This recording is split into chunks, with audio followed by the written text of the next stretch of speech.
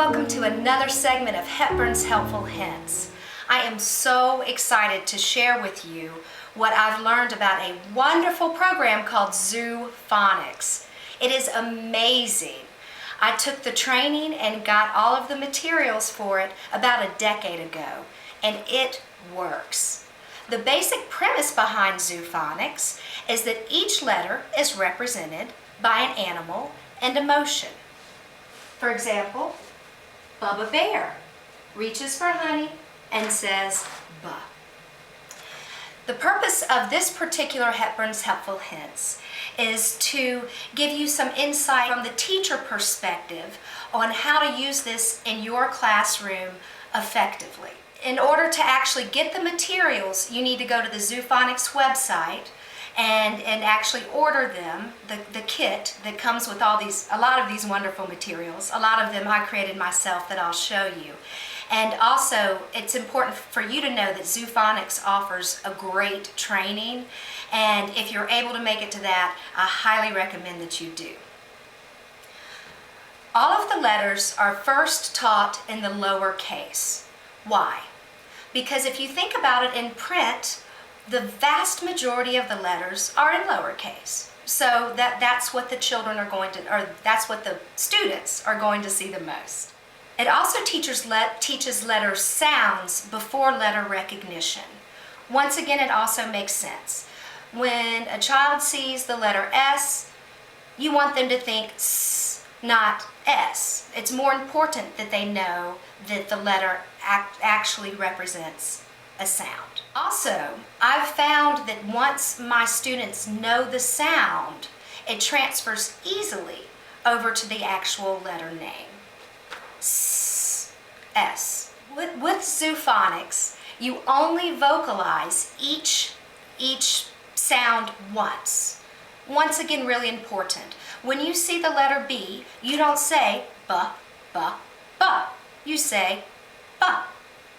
So why get them in the habit of saying the sound 3 times when that's not the way it's going to be represented in print? I use a lot of movement activities to teach, and that's a little bit one of the hard things, is to find movement activities that only vocalize the sound once. Also, when you do run across a good movement activity that does only vocalize the sound once, you can cater it to the Zoo Phonics. I'll say Bubba Bear, ba, bee, or whatever motion it is that the movement activity is requesting that the student do. Instead, you can do the motion that goes with the Zoo Phonics. So there are ways that you can incorporate that throughout your movement activities that you use through the day as well. Are the students able to transfer the lowercase letters, the lowercase Zoo Phonics animals, to the letters without the animals? Yes. Most students do it rather quickly. Some students it takes a little bit longer, but usually after they know this and they see just the regular letter B without the bear around it, they're able to say ba, and they do not need that visual cue of the bear anymore. Why did they choose all the animals? Well, that's easy. It's fun. It's a lot of fun. My kids love it. I love it. And it works. Will it take you as an instructor a long time to learn the animal motions? It might. It took me a little while. But once you do learn them and learn them correctly, it really is worth it for you to have that. Bubba Bear, ba, just right there. And you know it, and you're able to cue the kids.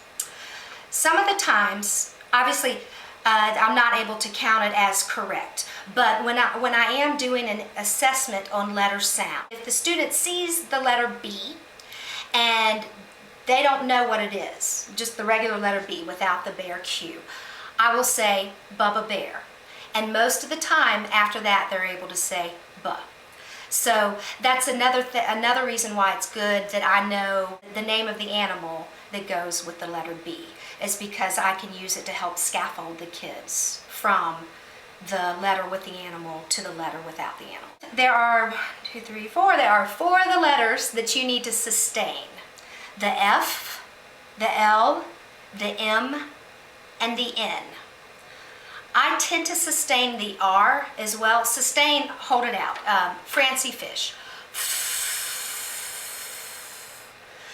During the training, they did not say to hold out the R, but for some reason I tend to do that too. Roger Rabbit, and try to go out of your way to make sure you're not saying ER on that one. It's just a straight up You can use this with different ages of kids. With the younger ones, oh boy, there's a whole big story that goes with it. It's Alligator. Ah! He's hungry. He's opening up his mouth. Ah! If I had a second or third grader, I could say, this is Alligator, and make it less big, less animated. When you do the motions, try to remember that the kids are looking at you, and so if it's something you want them to do with their right hand, you need to do it with your left hand. This is especially important with honey horse because it does get into diphthongs. The kids need to always do honey horse with their right hand, which means you need to get in the habit of doing honey horse with your left. That way when you throw the T in, you say, it's not ta-ha, it's th, and you can do both of them at the same time, and the kids can be on the same page and in the habit of doing H on their right side. All right, I've got a whole bunch of great materials that both came with the kit and some that I made up myself that I'd love to show you. You can tell these are well used. So this is obviously the diphthong. And I took this one a step further by putting an example, a couple of examples with picture illustrations as well. Besides the big letters that come with the kit, and by the way, I took the letters that did come with the kit and I put more of a firm backing on them with tag board and laminated it and used business sized magnets. They work better than the ones that you get at a school supply house on each end. So when I am doing a full group activity with Phonics, it's very easy for me to put it up and down on the board. They also give you small cards. I use these often in small group instruction, guided reading, whatever, if I'm still pulling a few, the 4 or 5 kids that are still struggling with it. Also with this, I put tag board on the back and then laminated it because I play a lot of games with it, round robin, and I don't want the students to see the animal and the letter through the card. I also took the small cards and laminated it and put a magnet on the back.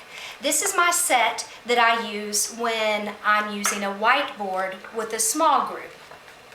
It's also helpful because, for example, when I was doing the UG word family, I was able to put UG up and then the picture of the hug right next to it. This is one of the activity booklets, worksheets that came with the Phonics kit that I originally got. And that's where I got creative with creating some smaller versions of the Phonics to use. For example, this. I cut out corners of each of the letters from the handwriting sheets to create this. I use this often in my small group. I've got laminated copies of it with the kids, once again with the tag board on the back to make it sturdier. And I'll put one out in front of each of the students. I will also, this is, once they especially know the letter sounds, we will slow and low sing ABC while we point. A, B, C, D, and you can make it, this is one of the times I make it really obvious to make the transition from letter sounds to letter recognition. I also have a copy of this. I currently teach small group from a cart, and I have a copy of this posted on my cart at all times so that my students can use it as a reference when they're writing. Speaking of writing, a lot of people also put it in their writing folders, or it's a little too cumbersome probably to put on the student's desk, but any places where you can put this so the kids can reference it often is great. Another thing is, over the years, to use with the small cards, I've collected little animals. And when I pull these animals out, they love it. I've only got the small animals for about 8 of the Phonics animals that match, but it is hilarious. Once we've gone over them, all the Phonics little cards are laid out. Oh, who knows where to put this one? Where should this one go? Oh, Sammy Snake. Oh, what sound does Sammy Snake make? The kindergartners in particular get so excited when I pull out these little animals. Here's one of the things that I use to teach word families. Can, can. There's the picture of a can. We'll talk about it and all that. Develop the vocabulary around this. And then when they're finished on the back, they can sound out the words and practice writing the word families. Also, another thing to keep in mind is when your students do start blending, have a consistent blending motion, whatever it is you choose. Act, cat. And so that way you can even use that as a cue if the child is struggling with blending it together. This is another example where I took the smaller versions of the letters. These are phonetically sounded out sight words. Bingo. Who doesn't like bingo? It was about a decade ago when I went through the training and got the workbook. But this is another fun thing that I will do with the students. They need to find the animals, and I have them color with colored pencils. And then after they find them, they can tell me the animal's name and the sound that they make.